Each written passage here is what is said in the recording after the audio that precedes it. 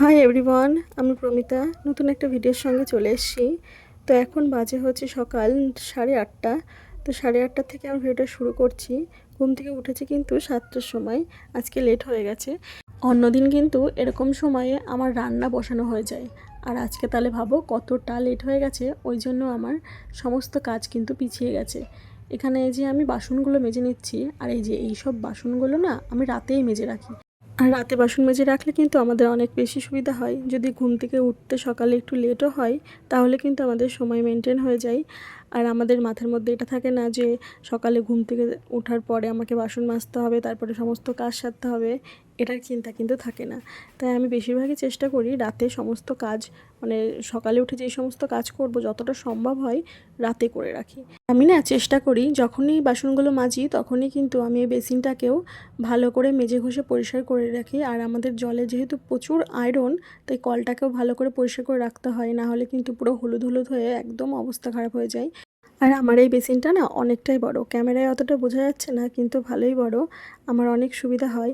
এই বেসিনটা হচ্ছে আমাদের দোকান ছিল, তখন হচ্ছে দোকানের ওইখানে ব্যবহার করতো। আর দোকানের জিনিসপত্র যা বড় বড় হয়, খাবারের দোকান ছিল আর কি, তাই ওখান থেকে যখন দোকানটা বন্ধ করে দিল খুলে নিয়ে এসেছিলো। তো চলে এলাম রান্না করতে। আর ভাত বসানোর আগে আর কি আমি দুধটা জাল দিয়ে নিচ্ছি। আর পাশে দেখো জিরের জল করছি। জিরের জলটা আসলে আমি খাবো, যেহেতু আমার ওয়েটটা অনেক বেশি হয়ে গেছে, ওই কারণে জিরের জল সকালবেলা খাই একটু উষ্ণ গরম করে, মানে ফুটিয়ে নিই, উষ্ণ গরম গরম থাকে তখন খেয়ে নিই। আর অন্য কোনো দিন আমি লেবুর জল খাই, কোনো দিন চিয়া সিডস খাই। তো আমার সকাল শুরু হয় গরম উষ্ণ উষ্ণ এই জল খেয়ে। আর এই জল খাওয়ার পর থেকে আমি ভিতরে এতটা এনার্জি ফিল করি। আর এই ঘুম থেকে উঠলে আমার এই জায়গাটা না বসলে না একদম ভালো লাগে না। ঘুম থেকে উঠে খানিকটা আমি এখানে বসবো, চারিদিকটা দেখবো, তারপরে আমার কিন্তু সকালটা শুরু হয়, মানে কাজ শুরু করি আমি সকালের। তারপরে দেখো সমস্ত যা যা রান্না করব সেগুলো বের করে রেখে দিলাম, যেন আমার সুবিধা হয় কাজের আর কি। তো এখানে বাইরে বেরিয়ে দেখি কি সুন্দর রোদ্দুর দিয়েছে, আর এত সুন্দর হাওয়া দিচ্ছিল। কিন্তু আমার অসুবিধাও হচ্ছিল, বা সকালবেলা আমার জামা কাপড় কাচা হয়ে গেছে, সেইগুলোকে নেড়ে দিয়েছি, সেগুলো প্রচণ্ড হাওয়ার কারণে বারবার পড়ে পড়ে যাচ্ছিলো, বারবার উঠিয়ে দিয়ে আসছিলাম, এইটার প্রবলেম হচ্ছিল। তাছাড়া এমনি খুব সুন্দর লাগছিলো হাওয়া। আর এখানে দেখছি আমার মেয়ে আমার ওই ভিডিও বানানোর স্ট্যান্ডটাকে নিয়ে ও ধরার চেষ্টা করছে, দেখছে হাত পাই নাকি। আবার হাসিটা দেখেছো কেমন করে হাসছে। তো এই দেখো আমার সকালবেলা উঠে এই সমস্ত কাজ হয়ে গেছে, আর আমার পেছন পেছন আমার মেয়ে ঘুরে বেড়াবে, মা কী করছো, তুমি কী করছো। এই ঘরটাকেও গুছিয়ে নিয়েছি। আর এখানে আমার মেয়ে বলছে, মা আমাকে একটু দেখাও দেখো। আর আমার মেয়ে যে সাইকেলটাতে বসেছিল, ওই সাইকেলটা আসলে আমার বিয়ের আগে আমি যখন স্কুলে যেতাম, প্রাইভেটে যেতাম, এই সাইকেলে করেই যেতাম, যাওয়া আসা করতাম আর কি। আর এই সাইকেলটা আমার ভীষণই পছন্দের ছিল তখনকার সময়, আজ থেকে প্রায় 7 বছর আগেকার সাইকেল। তো এটা আমি ভীষণ কান্না করে কিনেছিলাম, কিন্তু মাকে বলে বলে বলে বলে তারপরে কিন্তু আমি এই সাইকেলটা পেয়েছিলাম। তার আগে যখনই যেতাম অন্যের সাইকেলে যেতাম, কিংবা হেঁটে হেঁটে যেতাম স্কুল, প্রাইভেট সব জায়গাতেই। আর আমাদের স্কুলটা আমাদের বাড়ি থেকে মনে হয় 15-20 মিনিট লাগবে, এতটা ডিস্টেন্স আর কি। তো হেঁটে হেঁটেই যেতাম বেশিরভাগ সময় বান্ধবীদের সঙ্গে। আর যখন বান্ধবীদের সাইকেল হয়ে গেল, তখন ওই বান্ধবীদের সাইকেলে যেতাম। আবার কোনো কোনো দিন ওদের সাইকেল ভালো না থাকলে পরে হেঁটে হেঁটে যেতাম। তো এইভাবে যাওয়া আসা করতাম। আর এই সাইকেলটা আমাদের বাড়িতে কীভাবে আসলো সেটাই ভাবছো। তো তোমাদের এর আগের ভিডিওতেও আমি বলেছি যে আমার বোন আগে আমার কাছে থাকতো।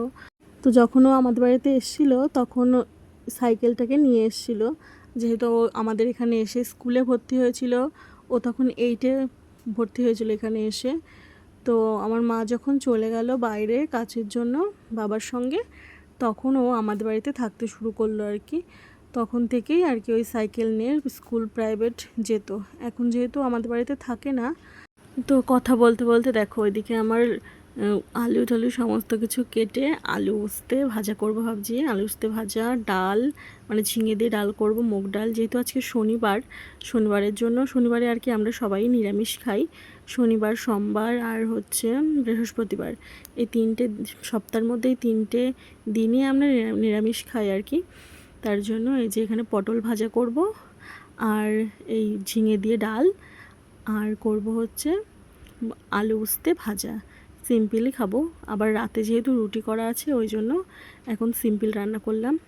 এখানে আমার ভাতও হয়ে গেছে, উপর দেওয়াও শেষ হয়ে গেল। তারপরে এখানে দেখো সাদা ভাত করেছি, আর এই দেখো ভাজাও কমপ্লিট হয়ে গেছে। আর আমার মেয়ের না 10:30টার দিকে পড়া আছে। আজ শনিবারের দিন আমার মেয়ের 10:30টায় পড়া থাকে সকাল। তো এখন ওকে স্নান করি। আমার মেয়ে কিন্তু একাই স্নান করেছে, আমি রান্না করছিলাম, আমার মেয়ে একাই স্নান করেছে। পরে গিয়ে আমি একটু ভালো করে সাবান দিয়ে স্নান করিয়ে বের করে নিয়ে আসলাম। তারপরে এই যে ওকে আমি জামাকাপড় পরিয়ে ভালো করে একটু গায়ে ক্রিম দিয়ে দিচ্ছি।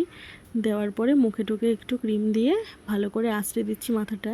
আর ও যখন আমি ওকে এরকম করে সাজিয়ে দিই, গুছিয়ে দিই, ও আমার সঙ্গে ভীষণ কথা বলে। আর আমার মেয়ে কথা বলতে কিন্তু ভীষণ ভালোবাসে।